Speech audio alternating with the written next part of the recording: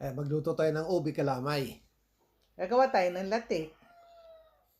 So, ilagay na natin yung ating gata, 2 cups ng coconut cream, saka natin sindihan. Medium fire lang. Huwag naman kayong gumamit ng low fire. Abutin kayo na magpakailanman, ano?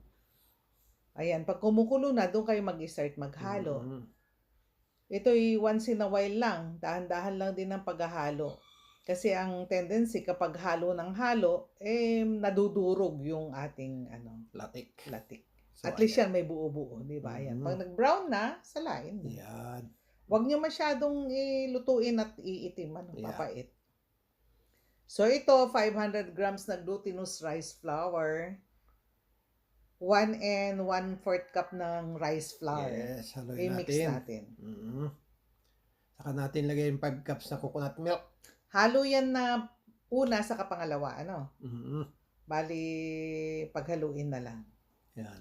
Tapos, haluin mabuti. Hanggang sa maging pinong ganyan.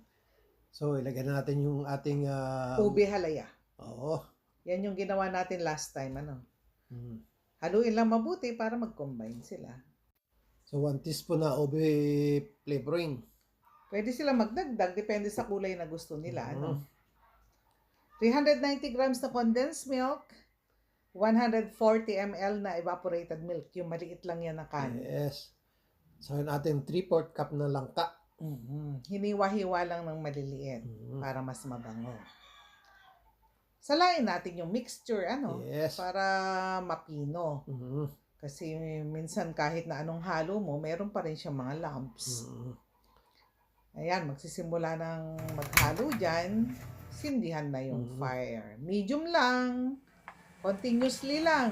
Tuloy-tuloy. Pag nabuo na ganyan, mag-shift na tayo sa lowest fire. So, ayan, maglagay tayo ng 1/4 bar ng butter. Tapos, halu-haluin natin ng tuloy-tuloy. Para kumunat. Yeah. Yan. Kalamay ito. Ayan. Tapos So, na yan.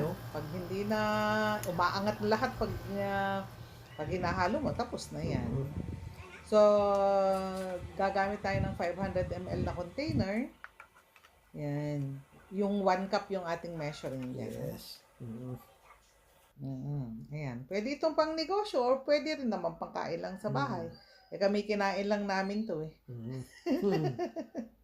7 lang kasi nagawa namin. Malakas sa dessert tong mga kasama ko sa bahay . So, ayan, ilagay natin latik sa ibabaw. So, ayan na. 7 tubs ang nagawa natin. Thank you!